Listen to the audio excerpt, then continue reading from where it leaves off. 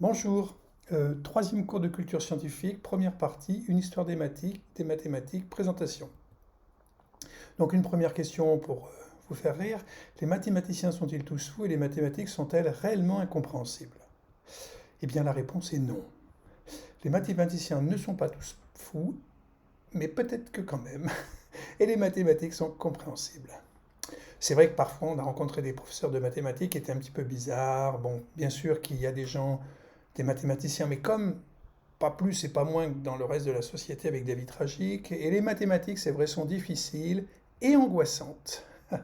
C'est toujours un problème pour les étudiants.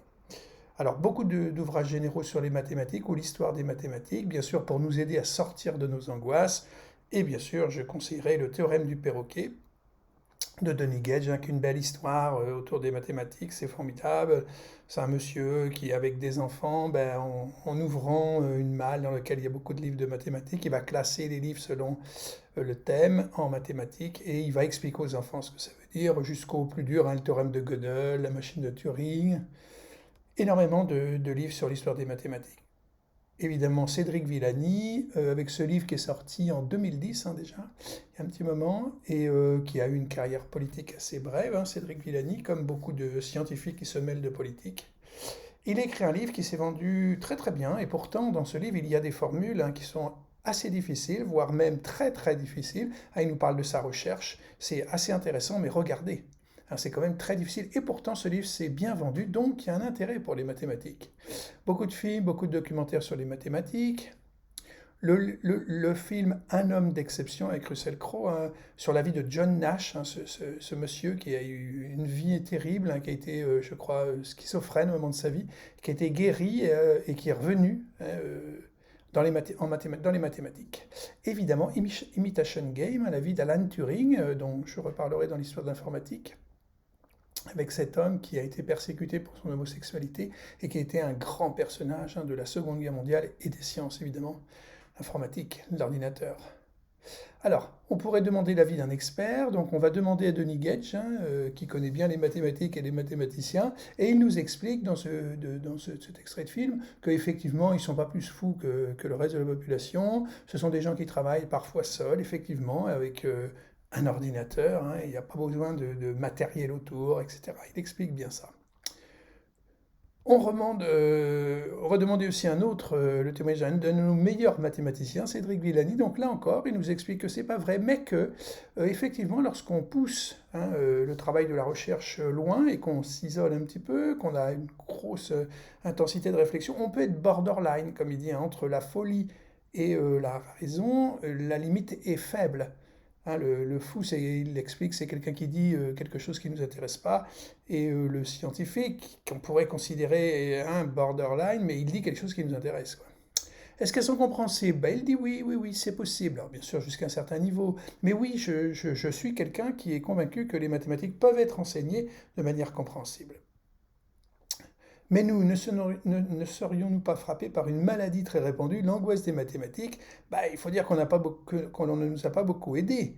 Hardy, grand mathématicien anglais, hein, a écrit un livre dans lequel il dit écrire pour expliquer les mathématiques est le fait d'esprit de second ordre. Ceux qui font les mathématiques méprisent ceux qui les expliquent aux autres.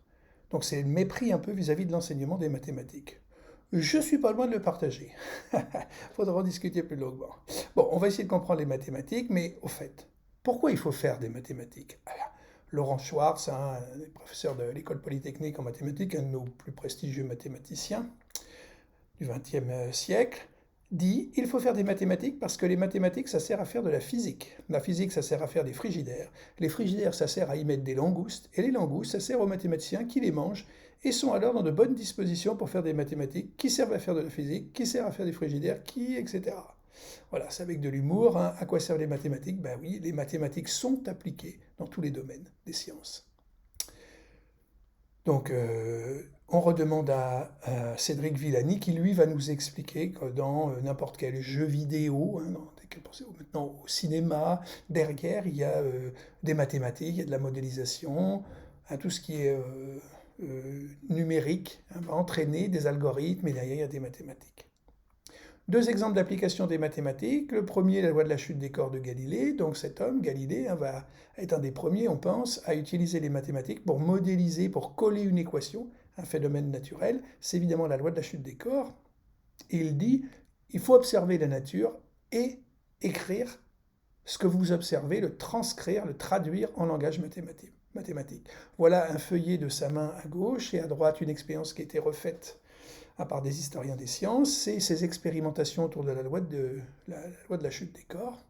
Et ce qui est surprenant dans cette équation, x égale 1/2 de gt2, dont x c'est la distance parcourue, t c'est la durée de la chute, g c'est l'accélération de la pesanteur, 9,80 mètres par seconde au carré, et 1/2 au milieu. Et ce qui est intéressant, c'est qu'il n'y a pas la masse. Il n'y a pas la masse. Donc c'est la fameuse phrase, un corps léger tombe plus lourd ou plus vite qu'un corps lourd. Eh bien oui, c'est la grande question des aristotéliciens et que Galilée va évacuer en faisant une expérience. Et ce qui est intéressant dans cette expérience, il le traduit donc dans son livre, Un discours sur deux sciences nouvelles, et qui va apparaître après son procès de 1633, je crois que ça paraît en 1637, si je me souviens bien. Et vous voyez comment il fait, donc c'est rare qu'on explique à des étudiants comment on fait pour trouver une loi. Alors vous voyez ici la description de la chute du corps, et ici ces écritures espace HM entre là et là, sur espace HL entre là et là, et il y a un rapport de durée au carré. Donc voilà comment il va réussir, à travers son expérimentation et sa mise en équation, à traduire. Alors, j'ai essayé d'expliquer simplement lorsqu'on prend un mouvement uniforme, c'est-à-dire que la vitesse est constante au cours de la chute, il y a une interprétation géométrique du mouvement uniformément accéléré de ce côté-là. Donc ici, en fait, comme la vitesse est toujours la même, vous voyez que la surface, c'est la vitesse qui est sur ce côté-là que multiplie la durée de la chute et vous trouvez la distance parcourue. Et maintenant, il réitère cette observation à travers un mouvement uniformément accéléré. Donc la vitesse là évolue au cours du temps. Vous voyez, si on a 10 mètres par seconde ici, vous avez une seconde. Au bout d'une seconde, le corps atteint 10 mètres par seconde, 2 secondes, 20 mètres par seconde, etc. Et bien là, vous avez de nouveau la surface qui va être la distance parcourue, sous cette droite. Donc quand vous notez x et t, distance et durée, vous sortez des rapports, des deltas, des écarts entre deux distances de chute et donc deux durées. Vous essayez de trouver le lien entre les rapports de distance de chute et les rapports de durée, et vous voyez que le x2 pourrait peut-être nous satisfaire dans le premier cas, mais non, ça ne peut pas être un x2, c'est un cube qui nous permet de comprendre entre 9 et 3, c'est 3 au cube. Par contre, entre 4 et 2, vous avez deux solutions, x2 ou au carré. Mais avec le cube, c'est terminé. Donc voilà comment il va prendre le carré, avec le coefficient 3. Qu'en pense Emmanuel Kant? Eh bien, je soutiens que dans toute théorie particulière de nature, il n'y a de science proprement dite qu'autant qu'il s'y trouve des mathématiques. Et oui, tout le monde, la philosophie, rentre dans cette idée que les mathématiques vont nous permettre de comprendre la nature. Le deuxième exemple, c'est U = mc2, bien sûr, un des plus célèbres. Donc Einstein aussi donne son avis sur ça. Bien sûr que si on veut découvrir les lois de la nature, il faut se servir des mathématiques.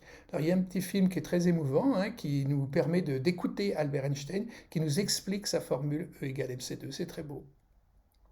Voilà l'article qui fait 1 page et demie, donc il est très très court cet article de E = mc2. Le titre est beau, l'inertie d'un corps dépend-elle de son contenu en énergie, donc je le reverrai dans le cours sur Albert Einstein, bien sûr. Donc c'est intéressant, les titres des articles d'Albert Einstein sont toujours incroyables. C'est-à-dire que la masse, tout ce qui s'oppose à la modification de l'état présent, c'est la définition de l'énergie, la masse va s'opposer au mouvement du corps. Et donc la masse est liée à son énergie dans cette formule que nous écrivons = mc2, mais qui ne s'écrivait pas bien sûr = mc2 à l'époque. Et il y a une conclusion qui est très belle, c'est qu'il dit si un corps cède l'énergie E, on dirait en joule aujourd'hui, sous forme de rayonnement, donc des ondes, sa masse diminue de E sur c carré, l'écriture de l'époque, mais nous c'est la vitesse de la lumière cc, m c'est la masse du corps et E c'est l'énergie en joule. À cet égard, il n'est manifestement pas essentiel que l'énergie soustraite au corps se transforme directement en énergie de rayonnement, ce qui nous conduit à la conclusion plus générale suivante: la masse d'un corps est une mesure de son contenu en énergie. Si l'énergie varie de E, la masse varie de E sur c au carré. L'énergie étant mesurée alors à l'époque, bien sûr pas en joule, et la masse en kilos pour nous. Il n'est pas exclu que l'on puisse réussir à vérifier la théorie des corps dont le contenu en énergie varie dans de grandes proportions les sels d'uranium. Et oui, c'est un contemporain des expériences de Marie et Pierre Curie, la radioactivité. Ben voilà, lui il a une idée sur comment ça peut émettre des rayonnements, ces grammes de radium, pendant très longtemps. Où il prend l'énergie? Ben voilà. Si la théorie est conforme aux faits, alors il y a un transfert de l'inertie entre les corps qui émettent et les corps qui absorbent. Alors, je me suis amusé à faire évidemment un petit calcul. Donc là, vous voyez ce que ça va donner. Cet article est publié en 1905. En 1945, terrible, hein, les explosions d'Hiroshima et Nagasaki. À ce moment-là, on comprend bien que si vous écrivez la vitesse c au carré, hein, c'est 300 000 km par seconde, c'est 300 millions de mètres par seconde, c'est donc 3 10 puissance 8 mètres par seconde. Vous le mettez au carré, 3 fois 3, 9. 10 puissance 8 au carré, il faut faire x2, 10 puissance 16. On va dire que 9, c'est pas loin de 10, puissance 1, donc ça fait 1 10 puissance 17. Vous écrivez 17 zéros, et vous cherchez à comprendre qu'est-ce que ça veut dire ces 17 zéros lorsque vous les multipliez par la masse, petit m, qui s'exprime en kilos. Vous prenez une bouteille d'1 kg d'eau d'1 kg dans votre main, et bien vous tenez dans votre main 100 millions de milliards de joules potentiels si vous réussissez à extraire l'énergie dans cette matière. Donc ça va être bien sûr les applications de la radioactivité des Curie qui vont donner toute cette énergie nucléaire. La transformation de 1 gramme d'hydrogène en hélium dégage 600 milliards de joules, donc c'est phénoménal. Alors les mathématiques, qu'est-ce que c'est? C'est tout un tas de branches, de sous-branches, etc. Donc moi j'ai noté l'arithmétique, la logique, l'algèbre, les probabilités, l'analyse, les statistiques, la géométrie, la trigonométrie. Il y a un tas de branches avec un tas de gens qui sont intervenus, bien sûr, au cours du temps. On voit le temps se dérouler depuis les premières traces des écrits des hommes, c'est les écritures cunéiformes des Babyloniens, les Grecs bien sûr, et puis bien après, tous les Arabes, toutes les civilisations qui ont marqué l'histoire des sciences, les Européens, les Chinois, tout ce que vous voulez. On voit des grands noms avec les grands domaines, voilà. Alors Cédric Villani se demande si on doit dire les mathématiques ou la mathématique, bon, peu importe.